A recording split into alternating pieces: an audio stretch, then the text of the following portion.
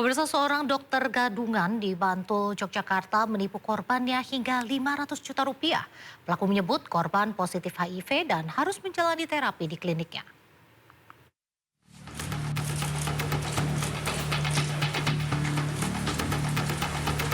Fakim Maru Emi, perempuan berusia 26 tahun ini diringkus polisi karena aksi penipuannya terbongkar dengan mengaku sebagai dokter.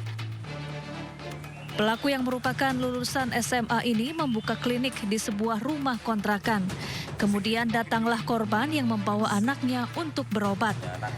Pelaku juga menyebut korban menderita HIV dan harus menjalani terapi di kliniknya.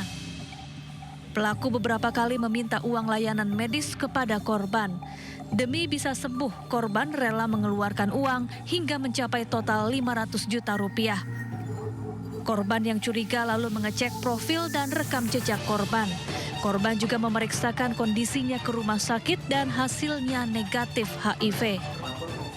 Memberikan harga terkait terapi-terapi yang akan dilakukan sampai dengan menyatakan bahwa ayah korban itu menderita HIV dan dengan total kerugian 530 juta itu.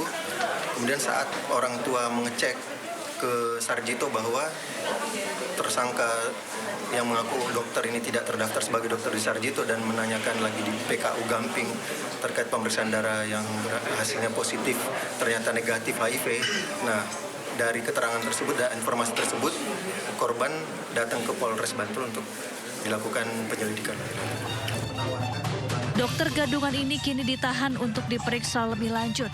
Diduga masih ada korban lain yang masuk perangkap pelaku. Dari Bantul, Yogyakarta, Trisna Purwoko, iNews melaporkan.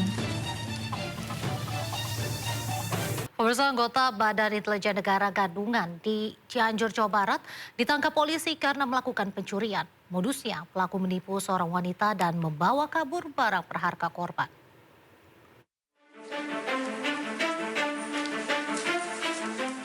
Anggota Badan Intelijen Negara BIN Gadungan usai ditangkap jajaran Satreskrim Polres Cianjur atas tindak pidana pencurian di wilayah Cianjur. Dari hasil pemeriksaan polisi, modus pelaku mengelabuhi korban dengan mengaku sebagai anggota BIN. Dalam mencari korban, pelaku berkenalan melalui aplikasi pencarian jodoh. Korban yang sudah termakan bujuk rayu korban, pelaku kemudian mengajak bertemu dan menginap di salah satu hotel.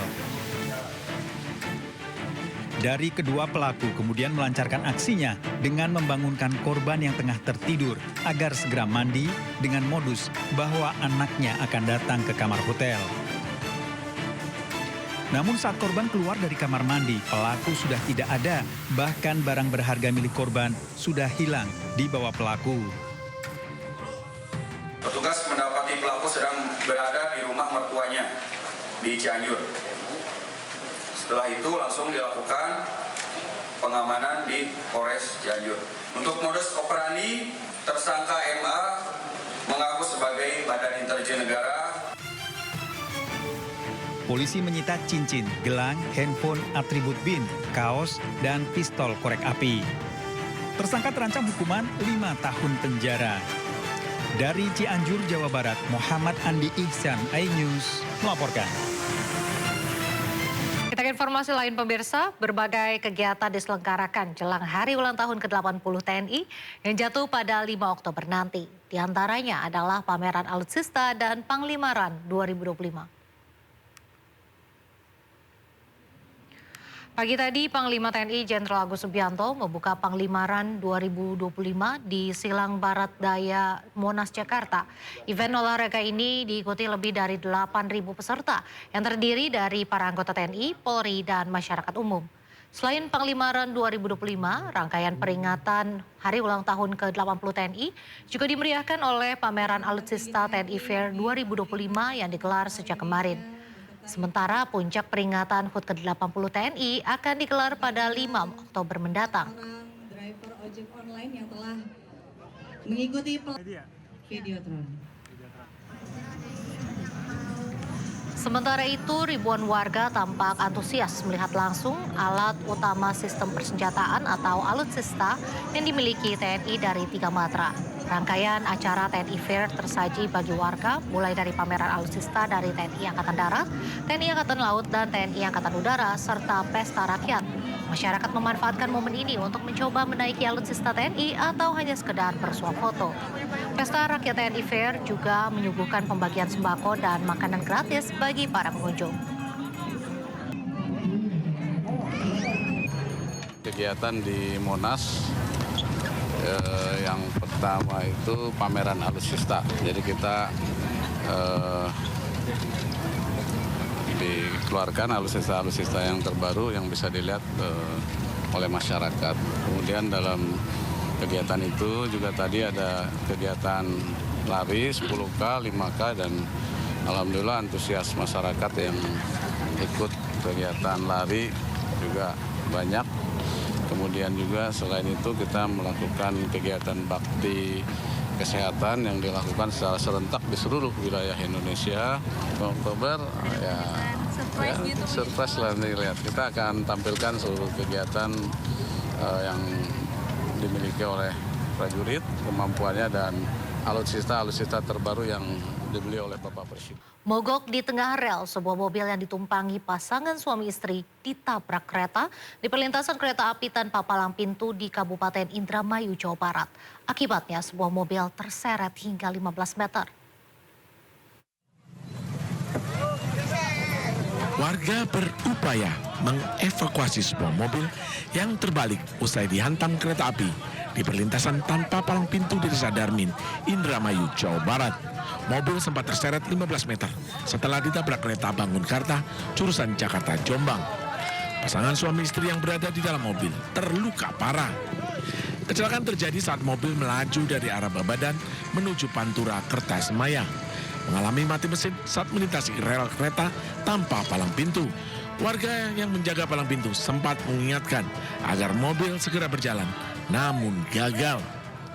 Pada saat ada kereta yang sedang lintas, yaitu kereta api Bangunkarta, jurusan Senen Jombang, kendaraan tersebut menabrak lokomotif sehingga terpental sekitar berjarak 15 meter. Kedua korban kini dirawat di Rumah Sakit Mitra Plumbon Widasari, Indramayu. Dari kejadian ini diingatkan untuk ekstra hati-hati saat melewati perlintasan kereta api tanpa palang pintu. Dari Indramayu, Jawa Barat, Tois Iskandar, iNews melaporkan. Pemirsa, tabrakan beruntun melibatkan 3 kendaraan terjadi di ruas tol Cipularang arah Bandung. 5 korban luka-luka dibawa ke rumah sakit.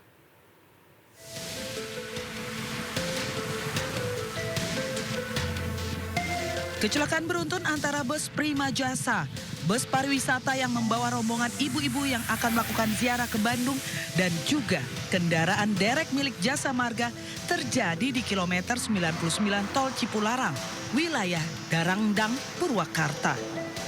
Kecelakaan bermula bus pariwisata dari arah Jakarta menuju Bandung dan bus Prima Jasa dari arah Bandung menuju Jakarta. Lalu di depannya terdapat mobil derek yang akan berbalik arah dengan cara berputar.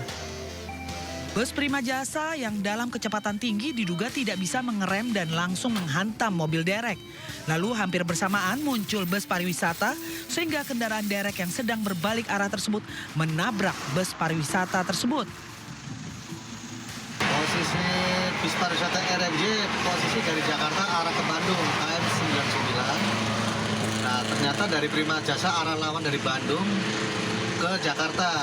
Depan mobil dia ada mobil derek, lagi berhenti menyeberang. Nah, situasinya bagus, mobil dereknya pas. Saya lihat kaca-kaca udah bagus jauh-jauh. Nah, kecepatan tinggi dari Prima Jasa ini mungkin nggak bisa kekejar remnya mungkin. Ngajar mobil derek.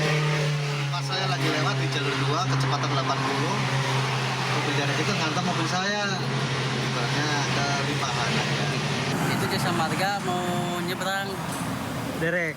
Iya, mau nyebrang derek itu. Pas mau ke kiri ada mobil. Itu kan gini nih, langsung ke nabrak. Mau direm, udah dekat, nggak kerem.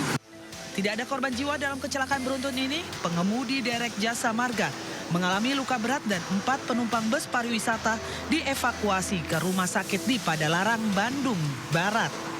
Sementara rombongan ibu-ibu yang akan ziarah hingga masih menunggu bus lain yang akan membawa mereka ke Bandung.